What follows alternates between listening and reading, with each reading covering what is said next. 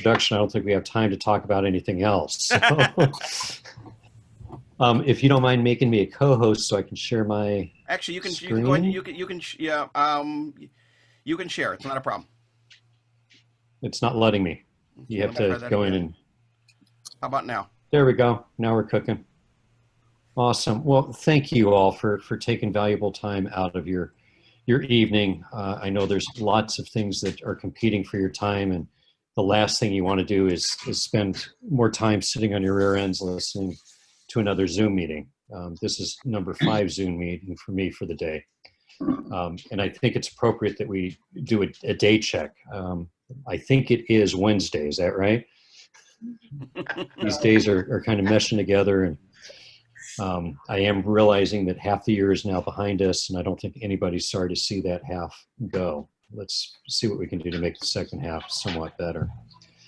I'm grateful for the opportunity to share something about which I have a ton of passion, and that is taking the principles of our Masonic organizations, be it the Blue Lodge, Scottish Rite, York Rite, Eastern Star, especially our youth orders with Dean Malay, Jobs, and Rainbow, and you Wait a minute. restore civility in society. I'm good. Okay? All right. I have been titling this for years and years, something along the lines of restoring civility in society. And then a couple, 3 months ago, I changed it to civility in time of pandemic.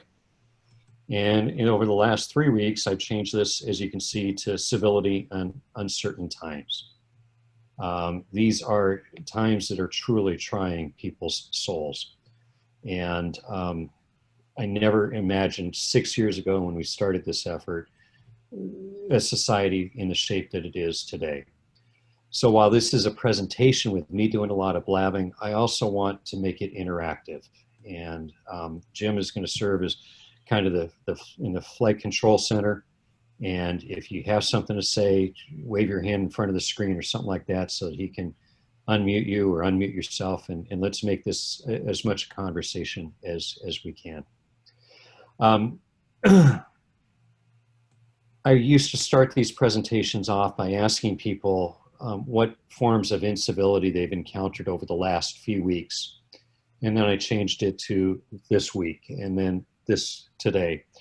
But it is interesting to me about how the kinds of uncivil acts that we're seeing are actually evolving in front of our eyes also. We're not driving on the freeways so much. So guess what? We're not seeing incivility on the roadways so much.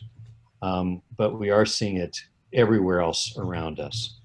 And my fear is that this is becoming part of our habit, so much a part of our moral fabric that it's really hard for us to be able to turn it around. It's certainly to the point where we can't even stand to be in the same room sometimes with somebody who has a different opinion from ourselves. And that's just the downfall, the downward cycle spiraling of society if we don't find ways to turn it around. I think this is an interesting quote for these days. Always remember that to argue and win is to break down the reality of the person you're arguing against. It is painful to lose your reality, so be kind even if you are right. How many times do we find ourselves fighting to prove that we are right? And when you back off, you realize, number one, it wasn't that important.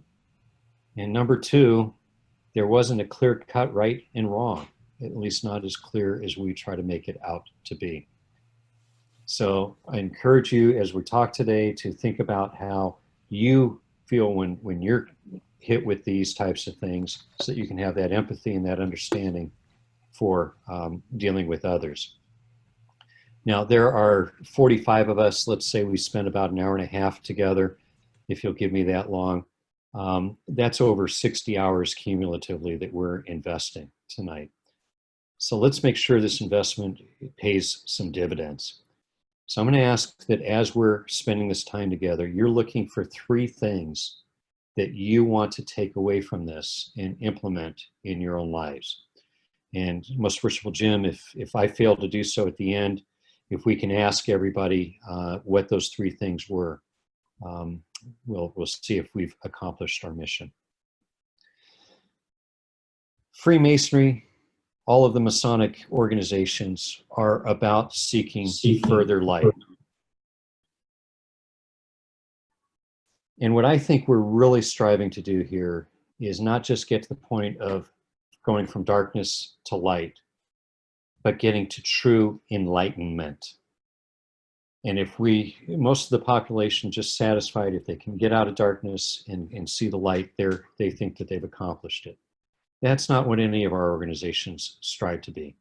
We want to reach that true enlightenment, where we are finding parts about ourselves, digging deep inside ourselves to make a remarkable difference.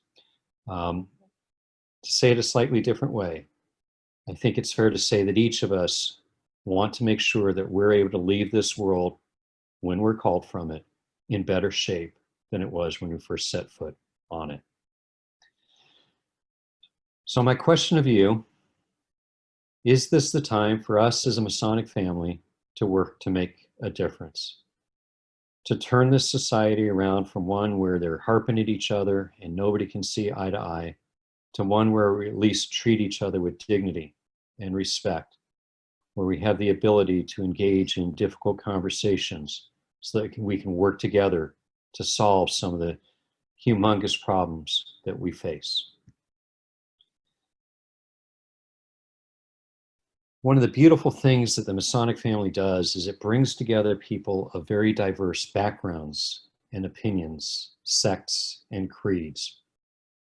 It creates a diverse group, a diverse community.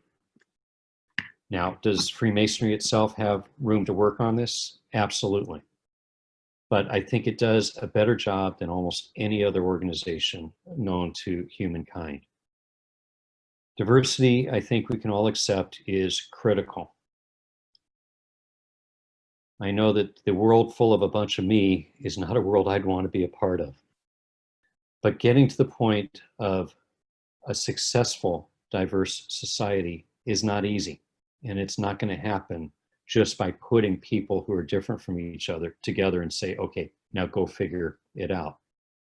To gain true diversity, we need to first seek to understand people who are different from ourselves. Notice the operative word there, seek. We can't stand back passively and just wait to gain that understanding.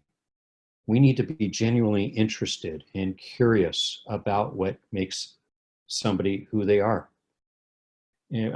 Jim mentioned that I'm a financial planner and estate planning attorney. What I like most about those careers is I basically get paid to be nosy.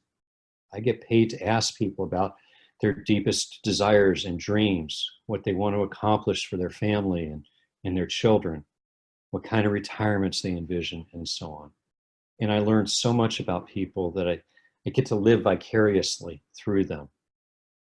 So the first main thing here is we need to proactively seek to understand people who are different from ourselves. Be genuinely curious. Once we do that, we're going to get to the point where we can accept one another for those differences. And that level of acceptance might be viewed as tolerance. You know, I know you're different than I am, and I'll tolerate it. And that's maybe getting to the point of some light, getting out of darkness into some light. But I think we'll all agree that that's not true enlightenment. And we really haven't found that enlightenment until we get to the point where we appreciate one another for our differences. Each of us have different talents, different abilities, different interests. And it's only once we can appreciate one another for those differences that we can accomplish great, great good. Again, it's not easy, but we need to work towards it. Now, if you were walking into your house today, or walking out of your house for that matter, and came across a broken glass, a broken tile or something, what would you do with that? You'd probably pick it up and toss it. You'd throw it in the trash. It's ugly, it's useless, it's not of any value to you.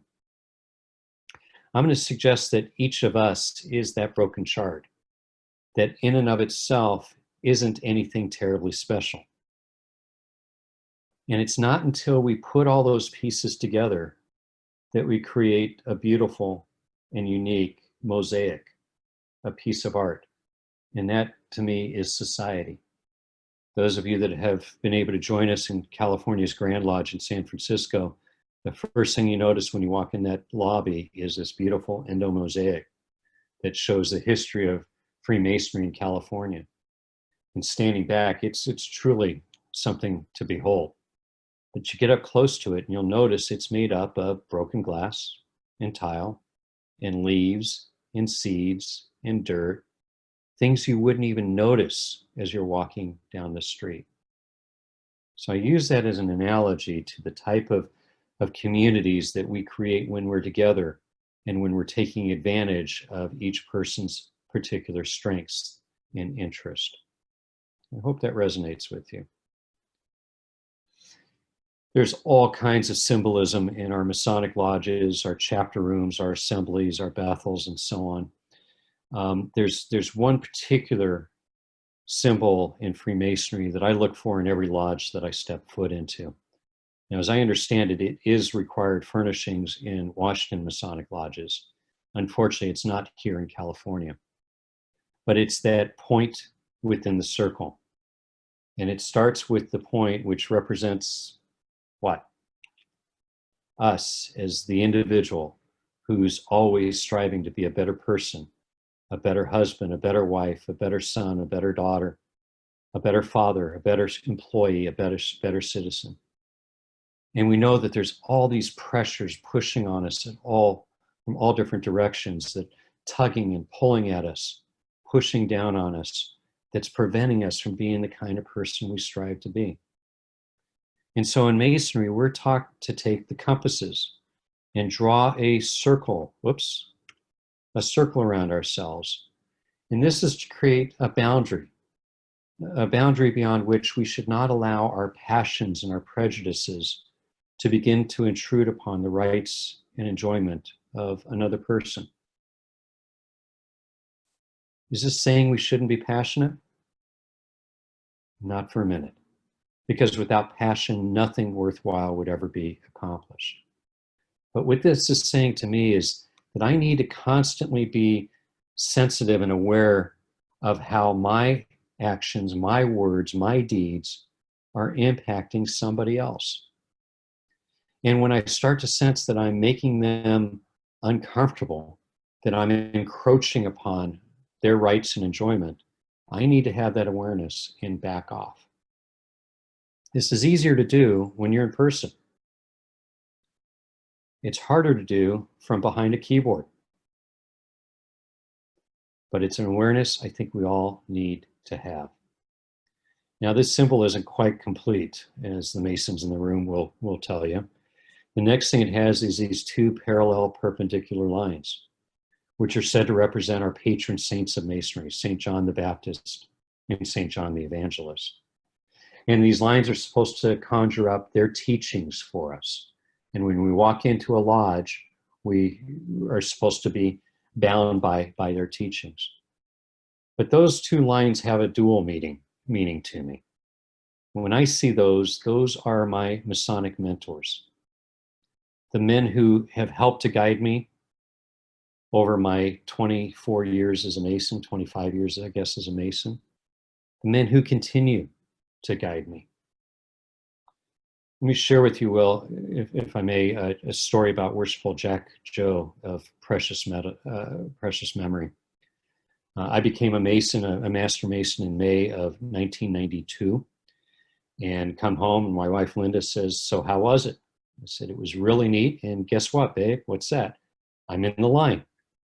She says, "Do you have any idea what that means?" And I said, "No, I don't." Well, as the daughter of a past Grand Master, she knew far more about it than I did and knew I was in deep, deep trouble. But from that very night, every lodge meeting I would go to, at the end of it, Worshipful Jack would come up behind me, put his arm around me, and proceed to tell me what I had done wrong. Fast forward 3.5 years later, it's December 1996. I have just completed my 12th meeting as Master serving in the East. And I was convinced that I finally got it right. I didn't miss anything. I didn't forget to introduce the past masters. I didn't forget the Pledge of Allegiance. I got everything in order. And I was determined that I was going to wrap lodge closed and get out of there before Worshipful Jack could come and rain on my parade. So I gavel the lodge closed, I take off my collar, take off my apron, and I make a beeline for that exit. Well, for an older guy, Jack was pretty quick, because about the time I reached the altar, here he comes, puts his arm around me, and I had my arm cocked. I was ready to give it to him right in the gut. How dare you? Fortunately, something caught me, kept me from giving it to him in the gut, because I finally realized that Jack knew that I had a whole lot more growing to do, a whole lot more polishing that needed to be done. And while I thought I was at the apex of my Masonic career, he knew that I had a whole lot more work to do ahead of me. Where am I going with this? I think we're afraid sometimes to be mentors. And yet every one of us in this meeting room right now is here because we had the privilege of standing on somebody else's shoulders. None of us here are self-made. We did it with a lot of help and support, guidance and love from other people. Now, we all know the jokes about the past masters, and they sit on the sidelines and they have all the answers as soon as they have past in front of their name.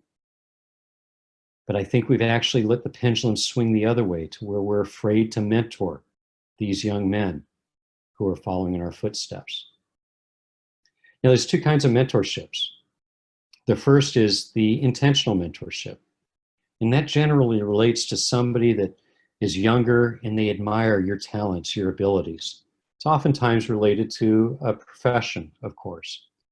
And this person will come up to you and say, Sheila, I respect you, I admire you. Will you mentor me? Will you lead me along? And you accept that responsibility. You take them under your wing. The second kind of mentorship is a little more difficult. It's the one where you don't even realize that the eyes are upon you, that people are watching you. And if you want an example of this, if you have a young driver in your house, a 15, 16-year-old, you've been telling them for years, don't ever text and drive. You tell them that, you told them that, you told them that. And then they get in the car with you, you pick up your phone, and you start texting while you're behind the wheel. All of that breath you spent telling them not to text and drive is out the window, because your actions, of course, spoke far louder than all the words you've shared. So we need to remember that, especially with our Masonic youth orders, their eyes are on us at all times. Are we exemplifying the type of behavior? Are we dealing with them and with one another in the kind of manner that we would like them to emulate?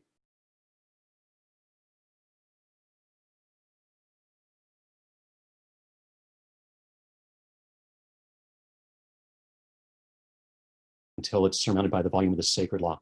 And now, between having that guidance of drawing the boundaries beyond which we shouldn't allow our prejudices and our passions to go, and with the guidance of the Masonic leaders and mentors, and now with that divine guidance, we cannot materially err. So this is a symbol that I look for. It guides me through tough, tough times, and I hope it has similar impact on you.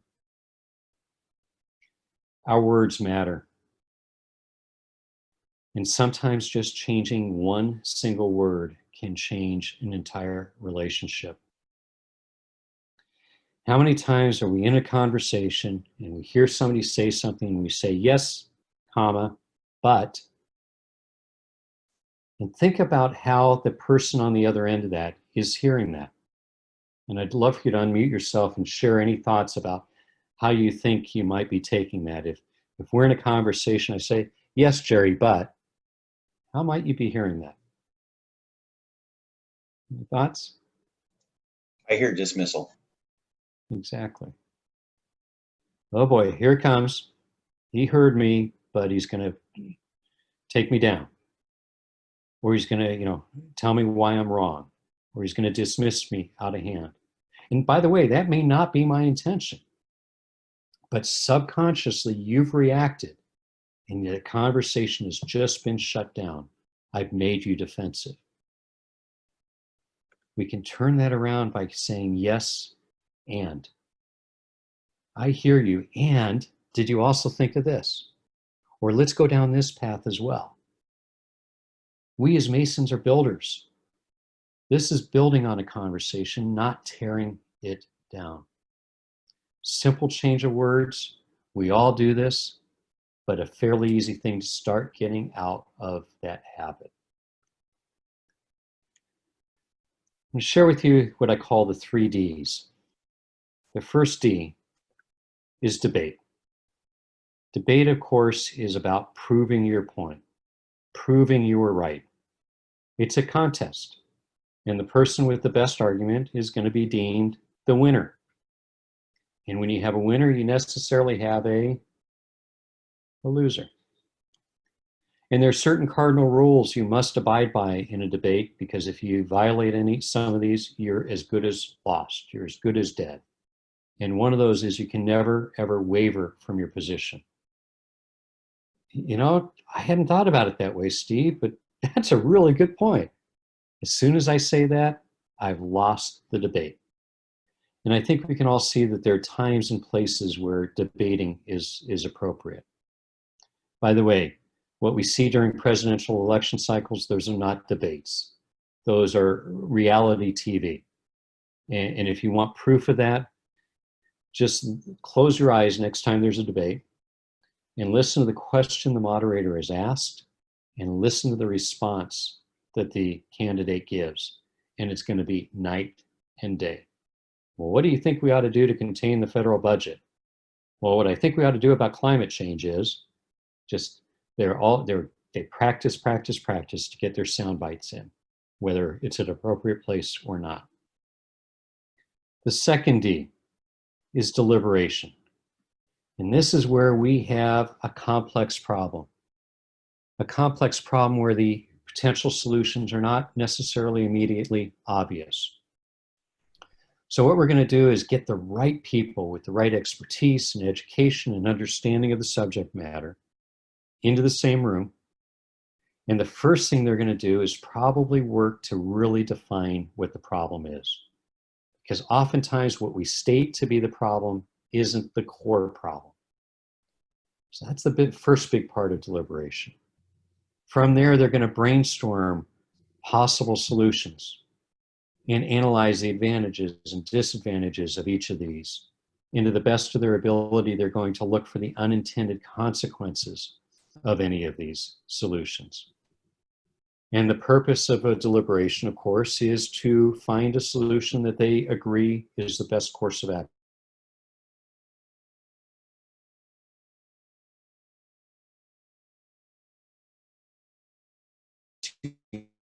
Unanimous? Not at all. But it does mean that the group is able to speak with a united voice as they move forward. And I think we can see that there are the obvious times for deliberation. And frankly, with all of the problems facing society today, that is what I think is missing the most, is solid deliberation to try to address these big, big issues. The third D is about dialogue. And here I'd like you to unmute yourself. What is dialogue? Any thoughts? Constructive conversation, not tearing anybody down, actually listening and receiving the messages that were given. Excellent, thank you. I'll suggest that civil dialogue, because you can have uncivil dialogue that doesn't contain those things. Two-way discussion. Two-way discussion. And we break dialogue down to its basic elements. What are they? You're going to have point, counterpoint. In a debate, in a deliberation, you're going to have multiple people trying to accomplish a similar goal. But in a dialogue, you're going to have an exchange of ideas. It's not just talking. It's not just listening to hear the point or listening to counter the point. It's listening so that you both have the similar understanding and then are speaking with each other. That's dialogue. When you're speaking with each other, not at each other, not over each other. Exactly. Exactly. So on its most fundamental basis, it's about speaking and hearing. Like was just said, and I'm sorry I couldn't tell who was saying that, but it's not about winning like a debate. It's not even about finding solutions like a deliberation. It is just about hearing and gaining greater understanding. And it's through Russ? that greater understanding that we're then able to grow. Yes? Yeah, right. Um, somebody just put it on the chat. Listening to learn or understand versus listening to just respond. Perfect. Perfect. That's exactly right. And yet it's one of the hardest things in the world for us to do. It's really hard to just engage in dialogue. And I think it's what's truly missing in society today and what's keeping us from being able to bridge some of these chasms that are separating us. You know, somebody just gave us a lesson from D. Malay. You know, that we have 2 ears and one mouth. Listen twice as much as we talk. Which brings up earlier, while some of you are coming in, I was talking about today, we wrapped up our 3-day virtual D. Malay Academy. We replaced a week's worth of leadership camp with these 3 days on Zoom. And I did this presentation with them, but I took their 7 precepts and I asked them what each of them say about civility. And they were able to come up with how each of them speak to civility about every one of those 7. And I thought that was pretty remarkable. I've done that with the Rainbow Girls, talking about the bow stations. And if you get them talking, they'll come up with how every one of them talk about civility. And same thing with Job's daughters. This is a message, frankly, that really is resonating with our young people. So back to dialogue. If it's not about winning like a debate, if it's not about finding solutions like a deliberation, why do it? Why do it? Because we need to be heard. Because we need to hear others. That is how we truly gain understanding and grow. Have you ever been in a situation with somebody where you've just shouted, or maybe they've shouted at you, would you just listen to me? You're not hearing me. I think we've all been there. That's a basic human need, is to be heard. Let's create the opportunities for that to happen. So civil dialogue. Civil dialogue is the art of talking about things in a civil manner, in a productive manner, that aren't so easy to talk about. I've had people share with me that civility is just about being polite, applying the rules of etiquette, avoiding difficult conversations. I've had others tell me that it doesn't involve any of that. Well, I think civility, true civility, is kind of a combination, because I don't know how you can have a true conversation about difficult subjects with somebody that you don't have a basic level of dignity or respect for. And likewise, it's not just about avoiding those tougher conversations. Yeah, Jim's comment's very, very point on. So there's this group out of Arizona State University, Hugh Downs School of Human Communication, that put together this civil dialogue exercise. And some of you have seen me do this when I've had the privilege of being up your way. Their subtitle, their tag, hot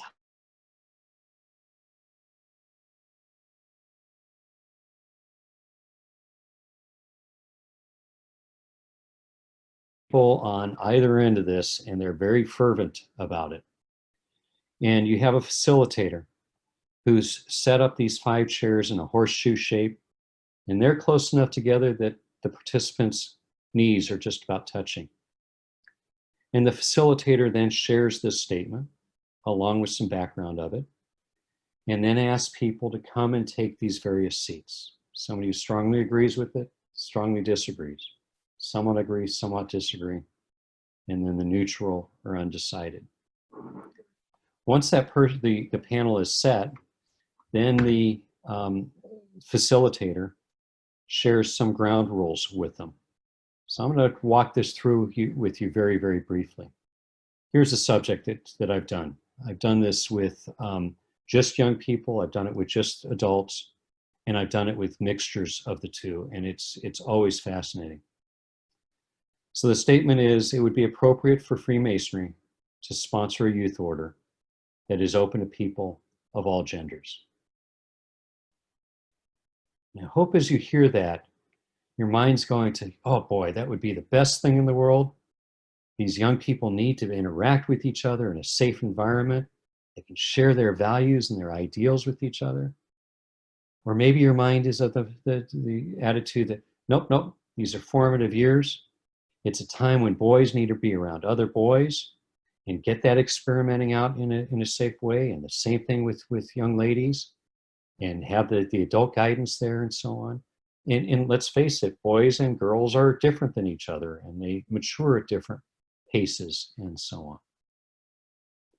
And then, of course, this is talking about open to people of all gender. And we need to face the fact that there are some people that don't identify purely with male or female. So as you're reading this, as you're hearing it, are you finding yourself coming down in one camp or the other? So nodding is I don't want nodding off, I just want some nodding. Okay. So then we share the ground rules. And these ground rules work anywhere. You don't have to be in this kind of formalized dialogue. Be passionate without being hostile. Talk about how the statement that's being presented makes you feel. If you focus on your feelings, it changes the conversation. Use I language. I think, I feel, I believe, instead of you statements. Any thoughts on why that's so important?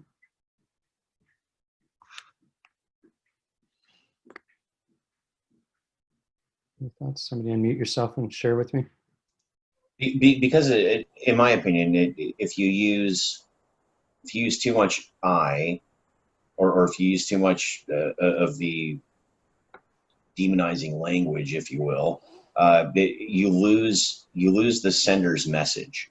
You lose what they're trying to say, and you're interjecting or injecting your own beliefs, values, whether right, wrong, or indifferent, into what they're trying to communicate to you. I think that's a great take on it. Any other thoughts? I is affirming, you is accusatory. Bingo.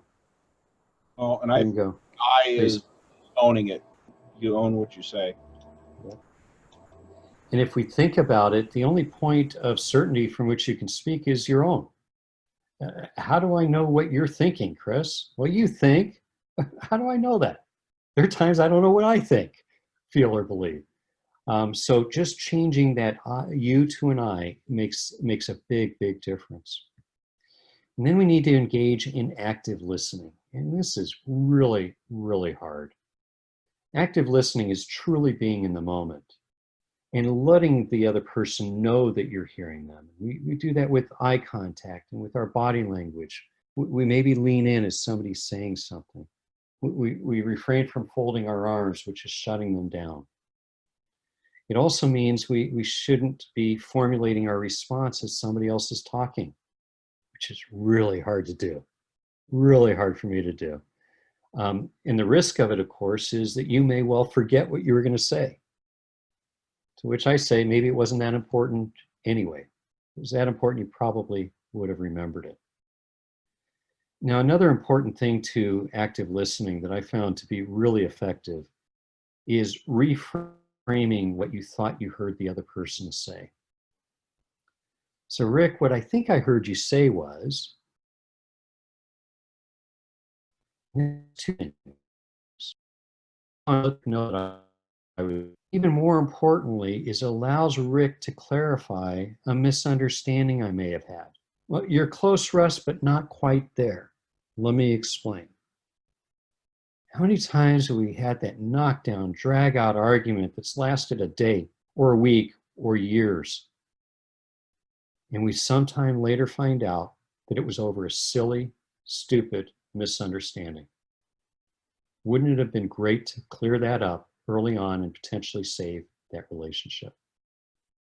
So reframing what you think you heard is also very powerful.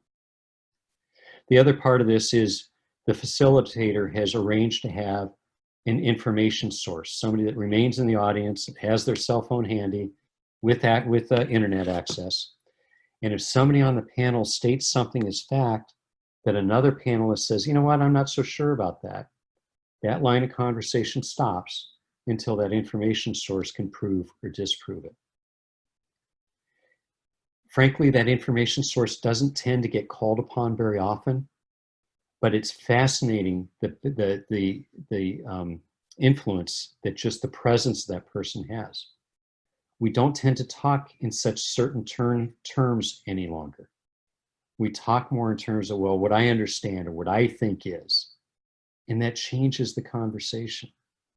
So many times we back ourselves in a corner by drawing that line in the sand and state something as fact, and then we can't back off of it without losing face, without shaming ourselves. And we need to be aware, drawing that circle around ourselves again, we need to be aware of when we may be shaming another person. Just like Worshipful Jack Joe did. He praised me abundantly in public. You know, if I only heard that out of him, I would have thought he figured I was the best person around. He praised me publicly, but he admonished me privately. When he put his arm around me at the close of lodge, did anybody else know what he was saying to me? Nope. For all they knew, he was saying, let's go out for a glass of iced tea after this. And I think we need to make sure that we do that. We praise people when it's praiseworthy. I'm just not convinced we do enough of that. And yet we do give them the guidance when they're messing up, but we do that privately. Russ, we got a couple questions. Please. Tom Christie. Tom, go ahead and unmute yourself. All right, sorry, I had to get to the unmute button. So one of the questions that I had, all of this assumes that we have a fundamental respect for one another. Without it, you can't have the kind of communications that you're talking about. But altogether, too frequently, it seems like we don't have that fundamental respect.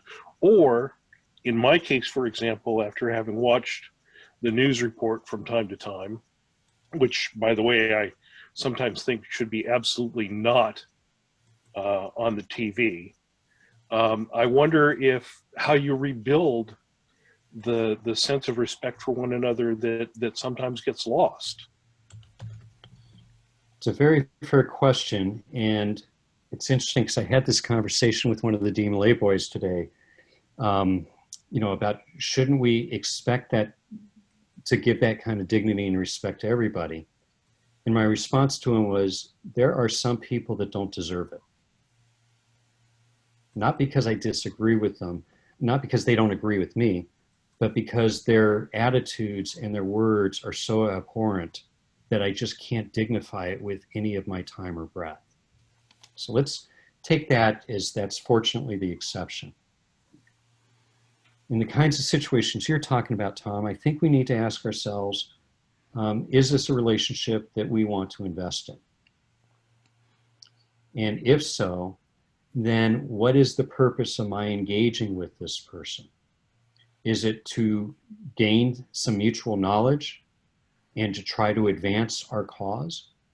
Or is it for me to try to change his or her point of view on this? If it's legitimately to try to advance our cause, if it's a relationship that I truly value and I want to repair it if it's broken, then by all means, go that extra mile to do so. If it's to try to sway the person, that's unlikely to happen, and even if you manage to, it's not going to do any good, I'd suggest you not have that conversation. Now, I know I'm not answering your question head on here, but I thought that was some important background to give. Well, it's probably let's face it, one of the biggest wastes of time is trying to argue with someone on Facebook or social media. You'll never convince anyone of your position. They're likely to ever convince you of theirs. So I get that. I guess, sometimes it's no humans are involved, I guess. And you just have to go on, which you hate to see that happen. You want to believe that everybody has a value that you can recognize and share, I guess. And that's not reality. It's not reality. I will tell you that some of my deepest friendships inside of Masonry are with a couple of brothers I can think of in particular, whose political values are polar opposite of mine. Okay? But I still respect them, and we will engage in some back and forth on some of them, but we know some subjects just are going to jeopardize our friendship, and we're not going to go there. We hear all the time that there are two subjects that are not to be discussed inside a lodge room. When I was Grand Master, I discovered there were actually 4 such subjects. We know about religion and politics. Well, it was also baseball and traffic, because in Northern California, they have that team that won't be mentioned, and down here we have the Dodgers. And they're convinced their traffic up there is far better than our traffic down here. So we didn't talk about any of those 4 things. But does that mean we didn't talk about important things? Namely religion and politics? Oh, sure we do. But we do it at the high 12 or low 12. We do it before or after the lodge, in the parking lot, or over a glass of iced tea or what have you. If you think about the formation of this country, Masonic ideals are woven through our founding documents. That's not coincidence or accident. That's because so many of our founding fathers were Masons. And can you just imagine being in the room with them? I guarantee you voices were heated. I mean, shoot, there was even a duel, for crying out loud, and threats of other duels. Masons are to talk about difficult subjects with one another. In my mind, the Masonic Lodge is an incubator of ideas. It's where we're allowed to float these things and play them through, do some of that deliberating that I talked about earlier. And I also think that the Masonic family is a microcosm for the greater society. And Masonry has led society to a great degree. I think it's time for us now to say we will lead society. Let's talk about the racial division that's going on in this country. And that was the subject of the session that Jim hosted on Monday. And very, very powerful. Russ, next. I'm sorry. I didn't know. I'm sorry. You still have a point, so please continue. I just want to make sure that the question gets asked. Okay. You give me just a moment here, if I may. Not a problem. Your Grand Master issued a joint statement with the Prince Hall Grand Master on it. Here in California, our Grand Masters, the Prince Hall and our Grand Lodge, decided it was not appropriate to. They're afraid that, I'm putting words in their mouths, but I believe they're afraid that it's getting too political. My take on it, and it's only my take, is it's not political for Masons and members of the Masonic family to do the right thing. We're not telling you how to vote or who to vote for, but we will stand with those who are in need of support and understanding and help the proper messages to get out. I think it's that important. Go ahead, please, Jim. No, thank you, Russ. I didn't want to cut you off on that because that was Monday. There's still a lot filtering from Monday, and that was quite the event. Rob Thompson, you have a question. I do. Russ, I've had the opportunity to sit through your presentation before, and I'm very excited that we have several of our DMLA, Rainbow, and Job's Daughters on this call with us. And I guess probably a question that I have, and in thinking of their life and their situations right now, how do we use these rules of civility when it comes to talking to somebody that's not part of our Masonic family? And specifically, I think that many of us have had this situation where we know that the person we're having a discussion with is not actively listening to us, is already pointing their fingers right in our chest and using the U word. how do we give ourselves the tools and our youth the tools, or I should say it this way: what tools can we give them to reach this point where we are having a civil discussion or a civil debate or whichever word you want to put on it? Thank you for that, Rob, and I'm shocked you came back for more. I couldn't listen to myself more than once, so I'm impressed you were willing to subject yourself. A very good question. The first way I'll answer it is by saying that I think that we can and should take the teachings within our lodge rooms and chapter and assembly and Bethels into the community. When I'm talking to somebody, a non-Mason, I'll talk about, you know what, I'm willing to meet you on the level here. Now that's a phrase that we know as members of the Masonic family, and they might not, but it gives me the chance then to say, you know what, let's consider ourselves equal here. Let's make sure we each have equal voice. I'm going to treat you, I'm going to ask that you treat this on the square. You know, it's different in Washington and California, but on the square here means, number one, I'm going to be truthful with you. And number two, that we're agreeing to keep this between us. By the way, I think that's something that society has lost, is the ability to keep a secret. Masons, by the way, are the worst at keeping secrets. The rest of the world thinks we do it really well. We're horrible about it. But we need to get back to the point where just because somebody told me something, it doesn't get blabbed all over Facebook and Instagram. Somebody tells me something in confidence, they need to be able to trust that it stays there. So to get back to your specific question, Rob, I think we need to empower our young people.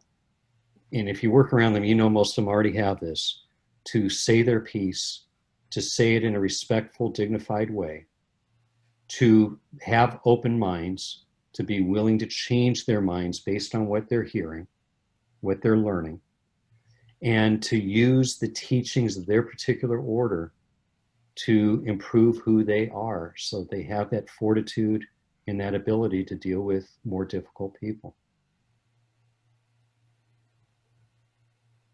Did I nibble at it, Rob?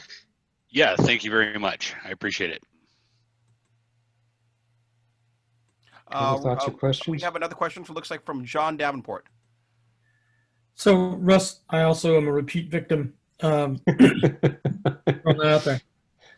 And the first time I listened to this, the thoughts that were going through my head, without trying to inflict myself on your participants, was that we assume that this is difficult.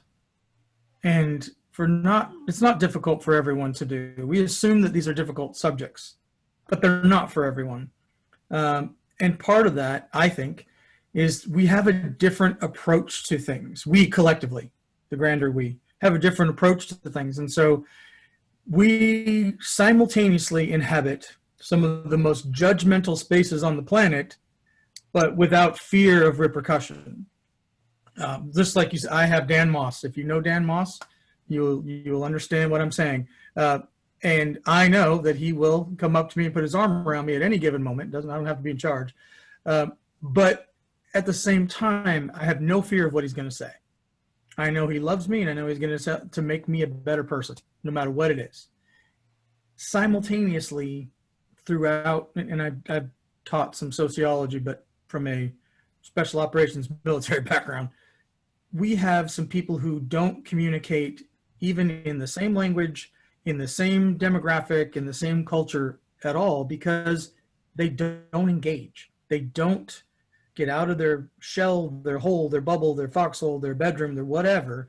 They don't engage. And we force ourselves to engage. And there are people that don't do that.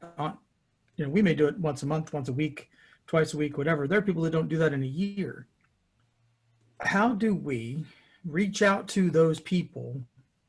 And you've got three problems all at once. They don't communicate.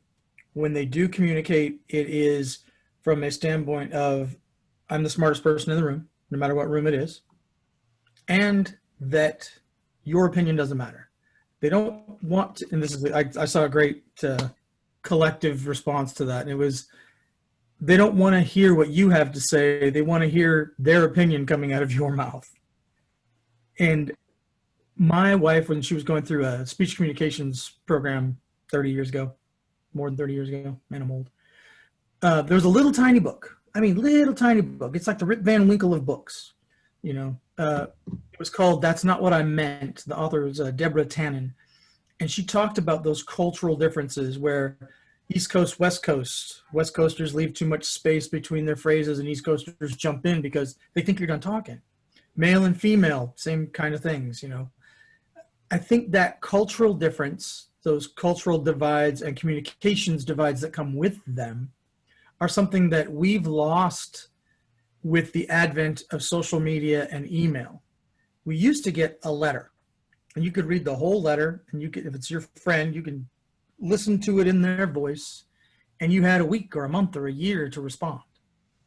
Now people are instant. We're streaming. Look at us. We're talking right now. You know, from thousands of miles away, we are talking to people instantaneously. And those same traits that you get around the water cooler are expected in a fairly grave and serious environment where questions are being raised that have great import, and they're not being treated with that same gravitas that they used to be. So I'm all ears. Very fair observation and question. I'm going to try to narrow it down a little bit. The person that doesn't want to expand their mind or consider another point of view, you might try to educate that person. And the first question I think you need to ask is, why would you? What do I hope to accomplish? Is this a relationship that's important to me, and therefore I'm going to invest that effort in it? And if you conclude it is, then the way I would suggest you start is by being genuinely curious and allowing yourself to be vulnerable. And, you know, John, I value our relationship. I know we don't see eye to eye on a lot of things, but you're important to me. And I want us to further build a relationship and then gain their buy-in. Are you willing to also invest in it? Something I do, you heard that one of my 3 careers is I'm a mediator. And what I always do is, and I do this in one-on-one conversations as well. Do I have permission to blah, blah, blah? As long as it's reasonable, you're not asking them to, you know, do I have permission to push you off a cliff? They'll grant it to you. And if it's reciprocal, that's even more powerful, of course. And I find that just asking somebody permission lowers their defensiveness to some degree, because that's really what you're talking about, I think, John, is somebody so entrenched in their ways, they're so defensive, they've got that tortoise shell around them, and nobody's going to get into it. You got to find a way to be able to get into it if it's worth the investment. And you may not succeed. We just got to admit that there are going to be some people that we're just not going to succeed. Did I get there? John? Yeah, he can't see me. Yeah, I think so. I think that, you know, when you triage the relationship, number one, and then number two, when you bring yourself into it, you know, from the forefront, say, hey, this is me and this is why I want to pursue this, and I want you to be a part of my version of we going forward. I get that. I don't know necessarily how to overcome the shell. It's some people, and some of my own family, they're so insular that they just aren't willing. And that saddens me, but at some point it is what it is, I guess. Yeah, and I think some of it is not everything has to be heavy. Not everything has to have the weight of the world on it. And just going out and, you know, throwing a fishing line in the water may make a difference. You reaching out repeatedly and doing little acts of kindness may make a difference. And something else I wanted to address, I don't want to brush over, is the only person whose behavior we have any control over is our own, of course. We may have a little influence over somebody else's. We'd like to think we have a lot of influence over our kids. We don't. It's only ourselves. And recognizing the difference in communication styles and expectations and so on, is something I don't think I do enough of. I get frustrated that somebody's talking too slowly, and it's how they were raised. They're from the South, and I've got to just accept it and start to match my style to them if we're going to have a productive relationship. So focusing on how you're reacting is, I think, the key there, another key. Jim, other thoughts popping up? Looks like Helen Thompson has a comment. Hello. I'm able to see Helen. I could see she was chomping at the bit. Hello. I was just thinking of, I'm a teacher by trade. I teach middle school. And one of the workshops that, yeah, thanks, that I went to, and several people who are in our group tonight have also been to, is Denny McLaughlin, who does a high trust workshop. And one of the ways that he's given me lots of skills and tools over the years is verbiage, like in these moments. And one of them is asking the question, may I comment? And as soon as that person says yes, they've given you permission, and they usually then are a better listener in that moment. And I am constantly reminding myself sometimes after the event that I probably should have said, may I comment? And another one that's really good is sometimes we're just human, and our hearts and our passion get the better of us. And I even do this with our kids, Rob here, where I realize as soon as I've said or done something, it did not show myself or my children enough respect. And it is okay to say, I am so sorry, that did not show total respect to you. I want to do that again. And so I think just being honest with your students, the people in your life, your family, and saying something like that can be very empowering to the relationship. So I just wanted to share those two things. Excellent. Thank you, Russ. Very valuable. Thank you. I want to expand a little bit on the power of an apology. In Masonry, we talk about how we are all the rough ashlars, and we're striving to get to that point of perfection, being that perfect ashlar, recognizing we're never going to get there. But we do strive to break off those rough parts of us, and we should be doing that every single day. What that means is we're going to make mistakes. We're going to make a ton of mistakes. I think the key is that we don't repeat the same mistake more than once. Let's go learn new mistakes to make. And we need to have an awareness that when we've hurt somebody, when we've caused harm to them, we need to own that. And we've all been recipients of the meaningless apology. Well, Helen, I'm sorry you took it that way. That's not a legitimate apology. But Helen, I am sorry that by doing this, I caused you hurt. That's a powerful, meaningful apology. Then we need to go the next step. I'm Jewish, so the High Holy Days, Rosh Hashanah, the beginning of the year, and then Yom Kippur, the Day of Atonement. We do it once a year. Catholics do it every week. But the word used around Yom Kippur is teshuvah, which literally means to return. So now that I've apologized to you, Helen, I need to go the next step, which is to do what I can to return our relationship to the state it was before I harmed it. And I'm not necessarily going to know how to do that. So I then have to, again, allow myself to be vulnerable to say, Helen, please think about what I can do to repair our relationship. It's that important to me. So thank you. And this is something I share with young people all the time. And I absolutely agree. There's nothing more powerful that behavior that you can exhibit to a young person than owning your mistakes. It teaches them a lot. Other thoughts? I think it looks like we're good, Russ. Go ahead and I'm sure as other people chime in, I will get I will get to you. I do need to point out that somebody just mentioned that they too are a high trust graduate. So, Helen, you've hit a nerve. Very good. Any event, Russ, go ahead. I want to talk about something that I call the presumption of decency in others. And forgive me for not remembering who said it. I think it may have been John, but we subconsciously size up people and situations, and we do it instantly.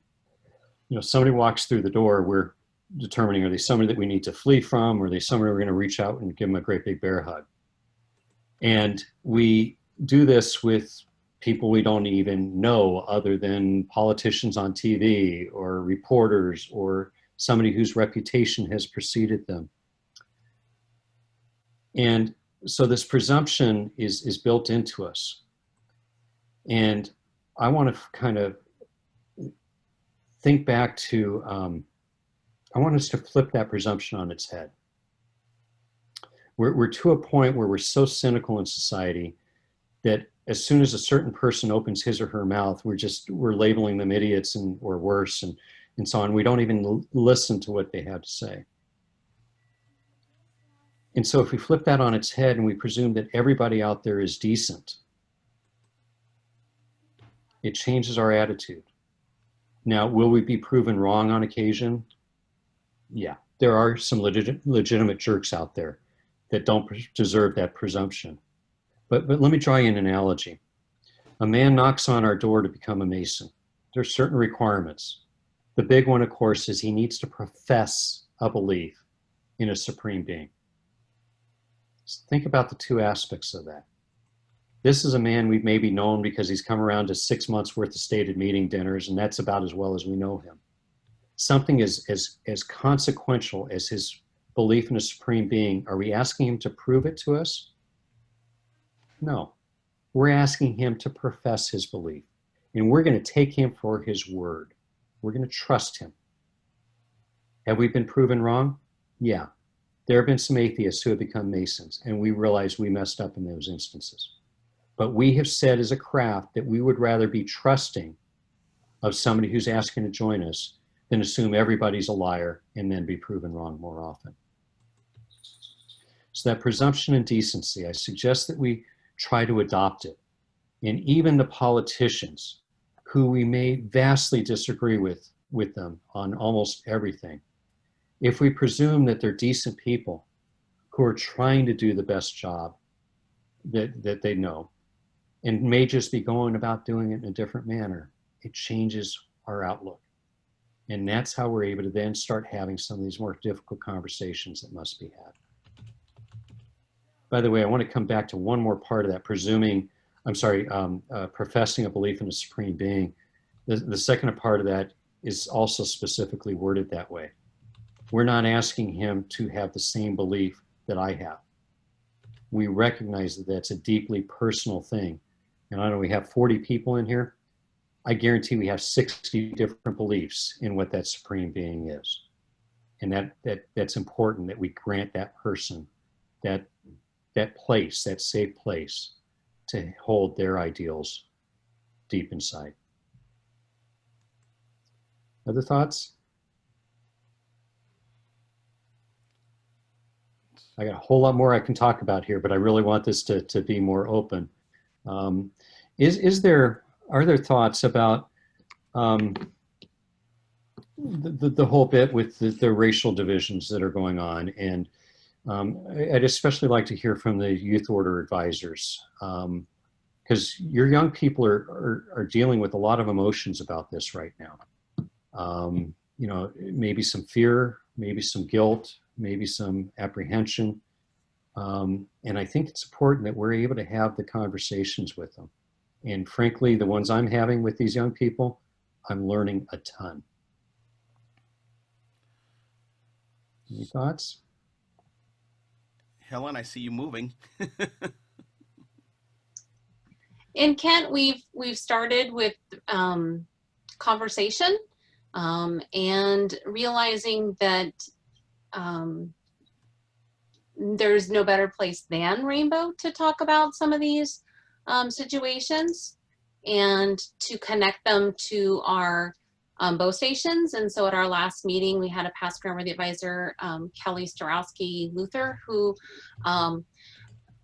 assembled some amazing quotes from civil rights leaders and associated them with our different stations, even Drill Leader, which was amazing, and Immortality, which is just fantastic, and Black Lives Matter.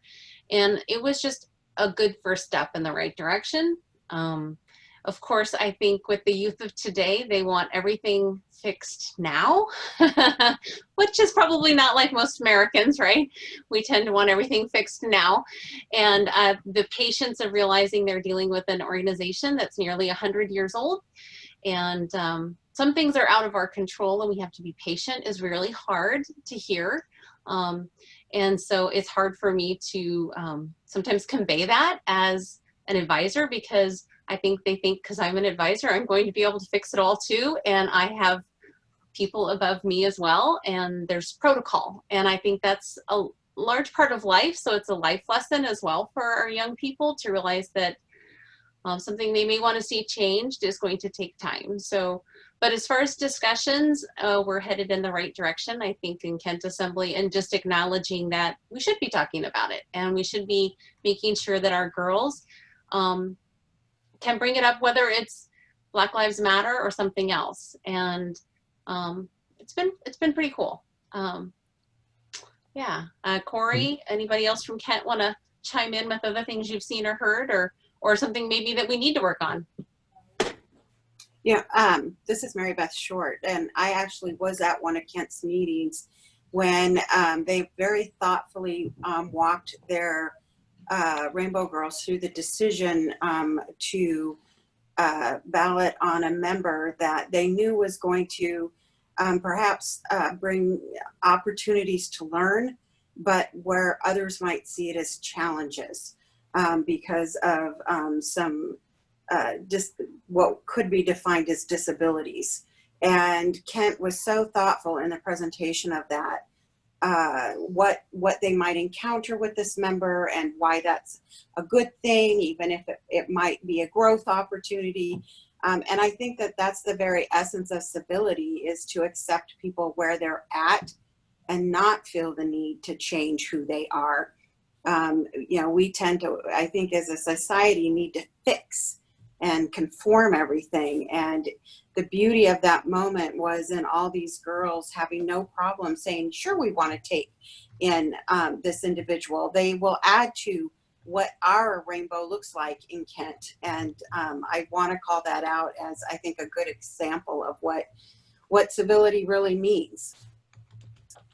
That's awesome. That's absolute music to my ears. You know, I oftentimes hear the get off my lawn attitude about this younger generation. And I'll remind you that we were all part of that generation where the elders thought that we were messing things up. But I am absolutely convinced that this generation gets it. They realize that they do have a role to play in repairing our world. And Helen, I totally respect the fact that decorum and protocol and so on is important. And that's something that they are taught in our Masonic youth orders. But I admire the young person who says, but this is wrong and we need to find a way to rectify it. It's been said that Freemasonry doesn't innovate because we adhere to our ancient landmarks, but we do evolve.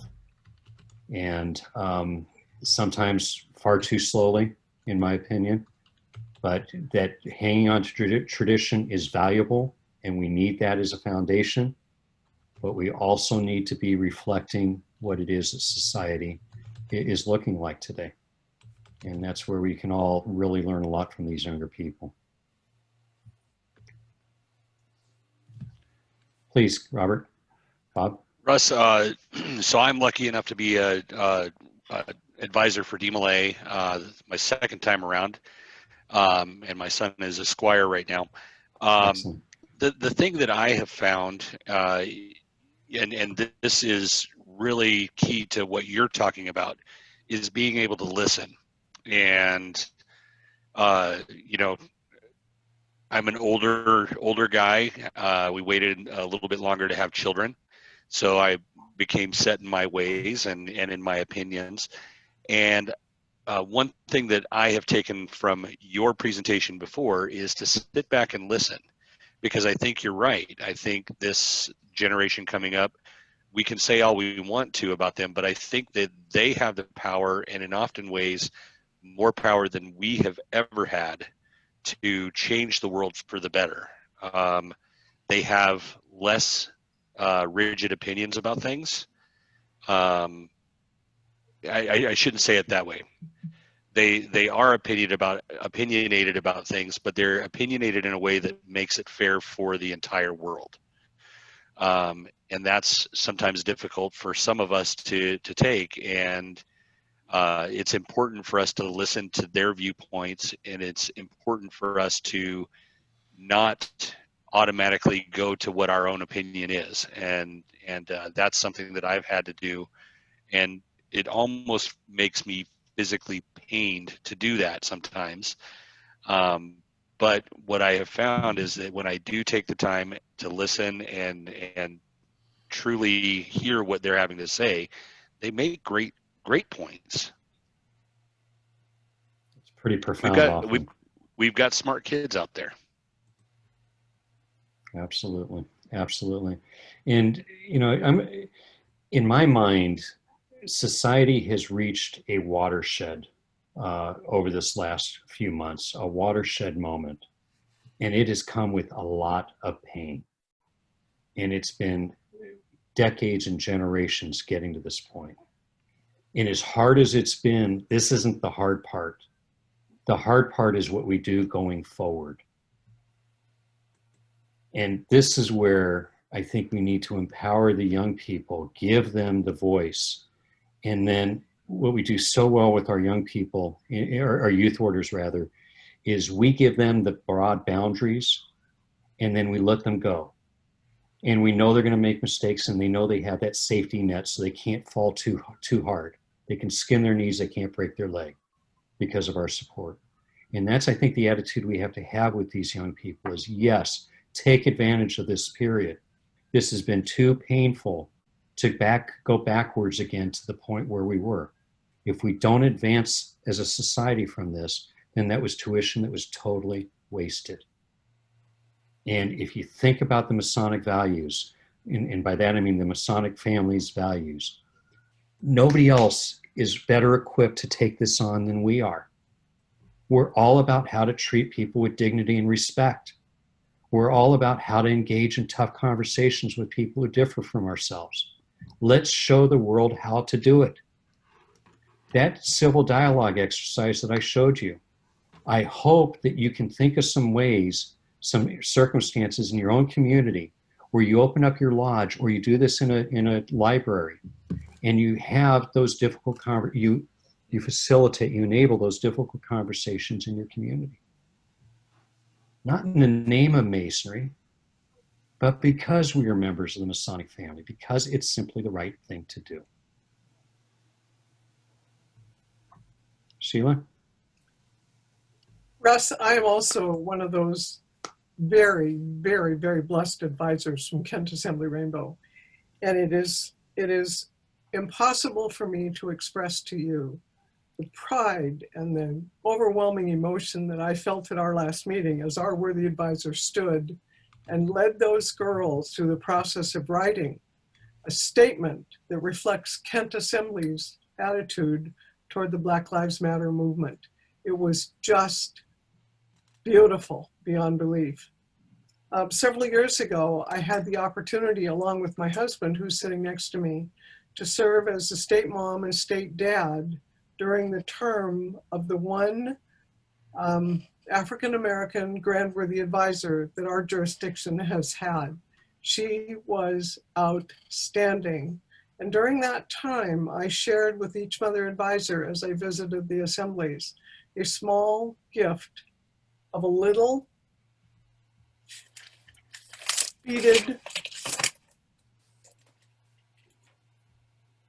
beaded chandelier with a tag on it that said, "Your job as an advisor is not to do the work for these kids, but it is to shine the light on their path, because their best learning will happen in the dark places. But your job is to put the light on the path so they know how to get back up and keep going forward." Okay? That's phenomenal. So, That's phenomenal. Helen, this is yours. I just haven't gotten it to you yet. How cool. That's awesome. So, Russ, I'm going to put a couple people on the spot, and hopefully their parents won't get mad at me. I see that Aria Freewalt is with us tonight. She's the current Grand Worthy Associate Advisor of Washington, Idaho Rainbow. Oh, her dad just popped in. And Aria, if you could unmute your mic and Russ kind of brought to the idea that how the stations of the bow, how they relate to civility. I'm wondering what you're taking out of I'm wondering what you're taking from tonight. Well, you were talking about how the youth of, hey mom, could you mute? Or like, because I'm not hearing myself twice. Okay. How you were talking about how the youth of today, they in our Masonic youth groups as well, they have the power to do a lot of change, and more so than back then. And I think that is a really powerful statement. Also, I do believe that the color stations, they have a big impact on how we perceive the world and how we can use those informed decisions to make decisions. So yeah. Awesome. Thank awesome. you. And if there's some, and again, I'm not sure all the names. So if there's somebody from DMLA, or if there's somebody, or if there's somebody from Job's Daughters, please chime in,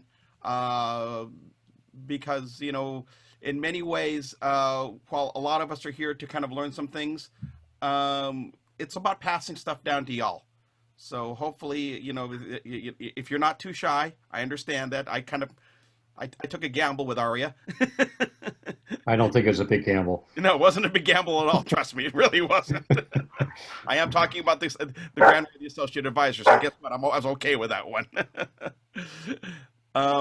But her dad is staring at me, so I'm a little concerned. There's one other point I'd like to make, and that is, you heard me say that earlier that it's easy to be civil when things are going smoothly, and the time for true civility is when we're facing tough times.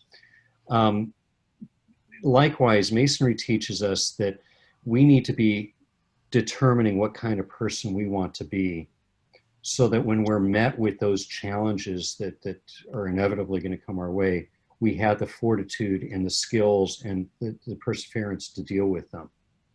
And that's what I think our youth orders do a really good job of dealing.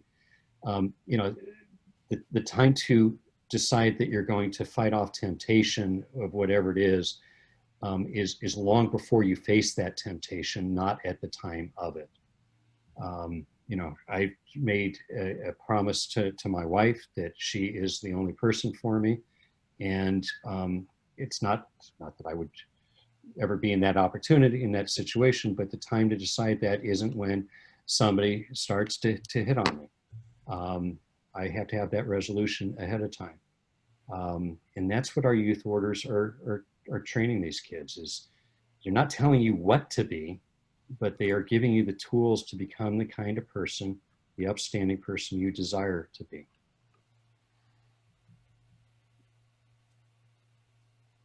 Scanning the room. I'm just scanning the room, Russ, and just making sure that I've caught everyone, but it looks like we're good. So let me ask this. Those of you that have seen my presentation, you might remember Solomon's Wheel. Is that something that might be appropriate to share with this group? Absolutely. I'm seeing heads go up and down. I'm seeing heads going up and down. All right. So I'm going to do this real quickly. Again, several of you have seen this. This is something we developed. It's not rocket surgery by any stretch, but what we've taken here is the 3 principal tenets of Freemasonry: brotherly love, relief, and truth, and the 4 cardinal virtues: temperance, fortitude, prudence, and justice. And we put them into a pie, A pie, when it's cut equally, is not going to have 7 slices, it's going to have 8. So we have a blank here. And I had the privilege of doing this with some of you folks, including some of the ladies, several years back. But what you do is, if you have a lot of people, you put down masking tape to make the slice, and just throw these words and phrases down, no particular order. And then what you do is you have everybody come and stand in this circle. And you have them make a promise that what happens in Solomon's Wheel stays in Solomon's Wheel, because it can really get to being pretty emotional. And then you have everybody spend some time physically standing in each of these slices and contemplating what that word or phrase is saying to them at that moment. And the blank can be whatever they choose it to be. And frankly, that evolves like crazy for me. And then you have them go to the slice that's speaking to them the most at this time. And then you have everybody that's in that slice act out that word or phrase without using their words. Any thoughts on why we don't want them using their words?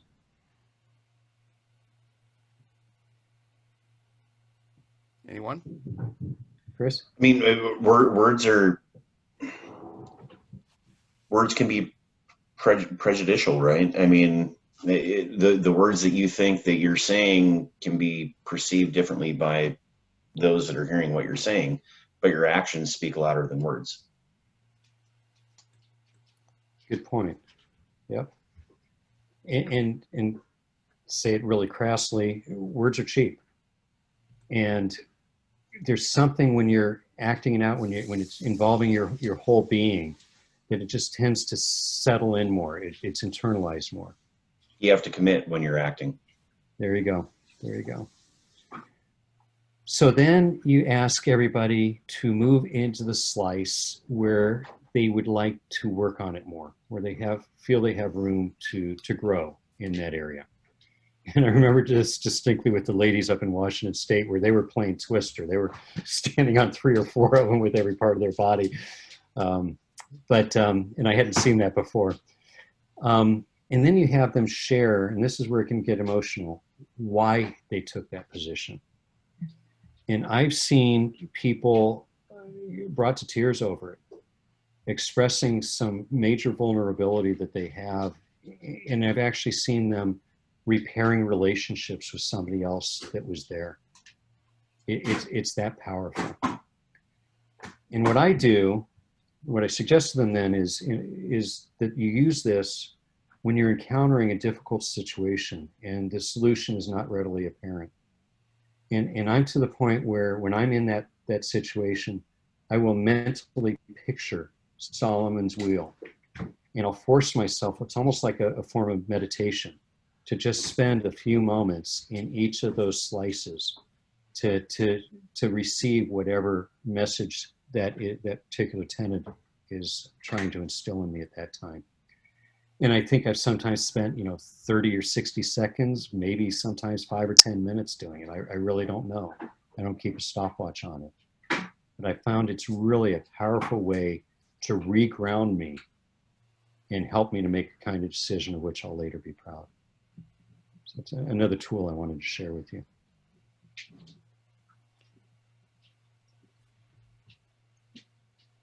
JD, good to see you. Thank you for joining us. I hope this has been helpful. I hope for those of you that have seen it more than once, it was at least a good opportunity for you to get caught up on some sleep. I always loved the Masonic family up in Washington State. As most worshipful Jim knows, we've had the privilege of traveling to a lot of different jurisdictions. And Lynn and I always love to see how Freemasonry is practiced in these different places. And, you can walk into a Bethel or a chapter, an assembly or a lodge, and you know right away whether they get it or not. Well, I got to tell you, Washington Masonry gets it. I've attended an assembly meeting with Ken Gibson in Tacoma, and they got it. I've attended some DMLA meetings up there, and you just practice a really neat brand of masonry. and one that I admire a lot. Bob? Russ, I'm gonna jump in here, and first of all, I want to say thank you for making time in your schedule to come and meet with us. I also want to say thank you to Most Worshipful Jim. When I called him and said, "Hey, could we get Russ in here? There's some crazy stuff going on in the world." Jim, within 5 minutes, was, I think, on the phone with you. So I also want to say thank you to our Rainbow Assemblies and our DMLA chapters. I know that some of them don't speak up all that often, but I see their names on here, and I hope that they take away from this, even if it's just one tool. When we're going out there into the world, that they can use and remember that we can agree to disagree. You can choose to build on a relationship or walk away from a relationship, and sometimes that's the civil thing to do. So thank you. I appreciate you being here, and once again, thank you, Jim, for helping us facilitate this. And I would be remiss if I didn't say thank you to our worshipful masters, Jerry and Rick, for agreeing on a very speedy process and getting this on the calendar. Yes, Russ. I want to echo Rob's comments as well. They your willingness to come out and share with us, and I'd like you to take a look at the screen. And if you remember it when it was 2 pages, we have the Masonic family here, which is awesome. We have Grand Lodge, we have Eastern Star, we have Rainbow, Job's Daughters, DMLA, we have Scottish Rite, we have York, we have the family here, and I'm sorry, that's awesome. And we've got people from all over the world here. I can say world because we have a brother from Canada here. I'm looking. We have somebody from Rhode Island on the call. That's a different country. It's absolutely, and of course I can't ignore the fact that we have representatives from the elected Grand Line, the senior Grand Warden, Right Worship Brother Ed Woods, and the newly installed Junior Grand Warden, Right Worship Brother Steve Martin. And he's way tired of hearing me. So this is absolutely incredible that you're all here for this. And by the way, we did record this, so I will as soon as it comes through the cloud, I'll be posting it up there. I also want to point out that we also recorded the forum on racism that we held Monday, and that's been posted to the Grand Lodge website. I do want to kind of throw this out here because sometimes you learn something unexpectedly. And Rob Thompson, I'm not trying to single you out, but Rob asked a question, and I think, Rob, you were kind of surprised by the response that you got. Would you share that with everyone? Nothing like putting a guy on the spot there, Jim. Thanks. Absolutely. During the forum on racism, many of our brothers on the list here and know that I have children, ages 13 as of yesterday and 10. And I asked the question. I grew up in a family that was brought up in the South, so I was exposed to true racism from an early age.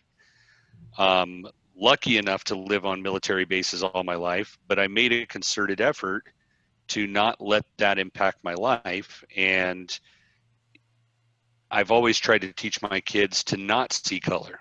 And the question that I had was, is that the right way to look at things? And the answer that I got was no, you do see color. You just have to teach your children that the equality side of things.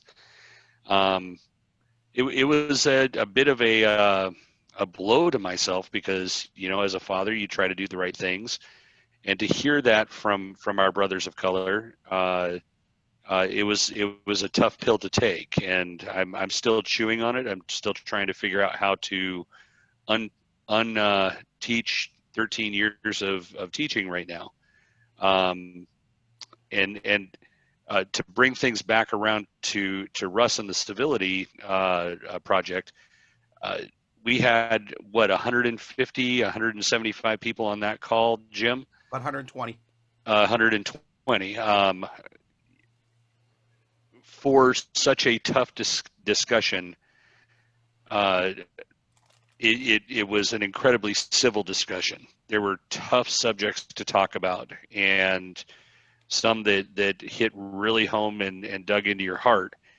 And I think that we, as Russ says, we are poised as an organization, as a family, to be able to have those discussions and affect real change in the world.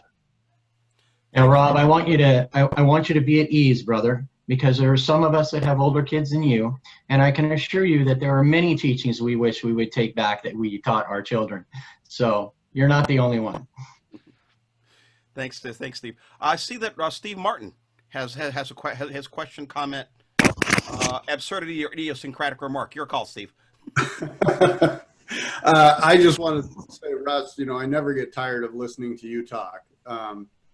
Between my teachings as a Mason, my work with the Rainbow Girls as a past state Rainbow Dad, and from listening to you, I can now have those discussions with, my family members, my niece in particular, who is 40 years old, and we have very different opinions on a lot of things, and we used to never be able to talk. And now, because of, again, my growth as a Mason, the Rainbow Girls, and you, I can have these discussions with her, and it's important to have these discussions. And without listening to you, I may not have been able to do it. So I appreciate you and the Rainbow Girls. They teach us so much if we just listen. Indeed. And I look forward to riding the coattails of your journey, Steve. It's going to be something special.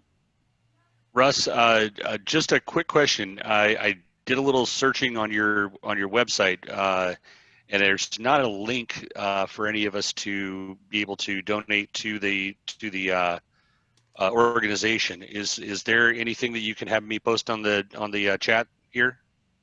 Certainly. Because I shortchanged my presentation here, we recently formed the Worldwide Civility Council, and that is the umbrella nonprofit organization to the Masonic Family Civility Project, to the Urgency of Civility Conference, all these different things. So if you want to donate money there, most first of all, Jim knows how to get it to me. In fact, a quick plug for your Washington Masonic Charities, because you served as the incubator for us to get to this stage. We were a supported organization under you. And again, I'm so grateful to most worshipful Jim and most worshipful Woody and Ken Gibson and so on for making it happen. We are where we are today in large measure due to you. So, Russ, what was the name of what's the name of the umbrella organization again? Worldwide Civility Council. I'll put it in the chat. Okay. And can our brothers and our sisters that choose to, can they donate to that through Washington Masonic Charities? Well, at the risk of making Ken mad, yes. He'll find a way to get it to us. I know he will. Yeah. Okay. So again, if anybody has anything they'd like to offer, I mean, I'm seeing people smiling, and I can't tell if you're eager or if you're just smiling. It's great that we have Russ here, and I'm sure that he'll be happy to address anything that you want to throw his way. I remember when he presented the Civility Project at the Conference of Grand Masters, and while it wasn't formally adopted by the Grand Masters, one of the things that happened was a bunch of us got together and said, we're just going to make this happen. And it did, and now it's a regular thing that happens at the Conference of Grand Masters, where they get a report on the Civility Initiative. It's amazing what happens. You have a good idea, and good things happen. It is a worldwide effort. We have civility ambassadors in Serbia and Israel and Australia and Brazil. I mean, just all over the world. And the reason, frankly, is that this is something that's resonating with the craft. We all know that our younger men are the ones that are joining the craft in greater numbers. And I talked to a lot of them, you know, why are you coming to us? And invariably what they're going to say is, I want to be a part of something bigger than myself. I want to make a bigger difference than I can make on my own. And this is something that is just really grabbing them. David Colbeth. Thank you, Jim. We were fortunate to have Russ on our show the last we published the last 2 weeks, and so if you want some more, if you just can't get enough of Russ, there's another hour worth of audio and video on the channel. But what I wanted to ask him about, if you don't mind, for another 30 seconds or a couple of minutes here, one of the things that was profound to me was kind of one of the opening statements about the show was the comments about Wikipedia when you first went to look for the idea of civility. Yeah, so I'll try to make this as quick as I can. Jim talked about how February 2014, we presented this to the Conference of Grand Masters North America, and March of that year, we formed a task force, and that task force has met every month since then. And the first 4 months that we were meeting, we thought the natural thing that we should do is define the word civility. And we wrote up all kinds of stuff. In fact, I still have them in my files, and I go back and look at them on occasion. But it was just like trying to hold sand in your hands. It just, nothing was there. It was just not quite it. And after 4 months of this frustration, I finally Googled it, which I should have done at the outset, right? I mean, if I was a Gen X or Gen Zer, I would have done that right away. So I type in the word civility into Wikipedia, and it says, see incivility. And well, duh. The font of all knowledge, Wikipedia, it wasn't even defined there in 2014. And it explained why we're having such trouble defining it. It's one of those words, it's so much easier to say what it is not than what it is. Well, if you go to Wikipedia now, there is a definition there. It's a definition we put in there. Worshipful Brandon Lippincott from Southern California here did the lion's share of it. And I don't know if you've ever put anything on submitted anything to Wikipedia, but it is a bear. They just keep rejecting you. I think they hope you go away or die. But it's there. Google it, and you will see reference to Freemasonry there. We had a lot more. They scaled it down, but we're very prominent there. So thank you for that, Dave. And thank you for the opportunity to record the podcast. That was a blast. Yeah, so Jim, if I may for just 1 second. Okay, Steve, I'm sorry, go ahead. So I just want to, most of the guys on here, I've seen you guys around on all the different Zoom meetings that we're doing in Masons recently. I just want to real quick reach out. Helen, Aria, Sheila, Corey, it is so great to see you ladies. Jennifer, you know, I miss my rainbow family. It's great to see you ladies. Thank you, Jim. I just had to do that. That's okay. Again, like I said, the family's here, and that's awesome. Kurt Gatso, was that a clap or you have a question? Just a clap and a celebration to see that even COVID can't keep Masonry down. I mean, it's so wonderful to see everybody out here and just keeping the bonds going. So fantastic. What did I hear? Masonry is a verb. So, so that's with that, I want to thank our worshipful masters, Rick McGann, and of course my worshipful master. Actually, they're both my worshipful masters, Rick McGann and Jerry Murphy, for allowing us to basically kind of usurp the meeting and turn it into something like this, where we could gather together as a family and sit back and learn, and hopefully we learned. We have some tools to go with us. I'm intrigued because I know we have at least 2 teachers on this call. I'm intrigued to see what you carry into your classrooms from this. And if you do carry something into your classrooms from this, please let us know, because I think that would be really cool to know that you did something like that. But again, worship masters, thank you so very much for the for this. And again, most worshipful brother Russ, They say you never retire, you know, as a fellow past grandmaster, you never retire from anything. You retire to the next thing. And I'm so glad that you have found this next thing of going out and doing your part to make your little corner of the world, which seems to be getting bigger and bigger as we go, a little better than how you found it, and for sharing with all of us some of the things that we might want to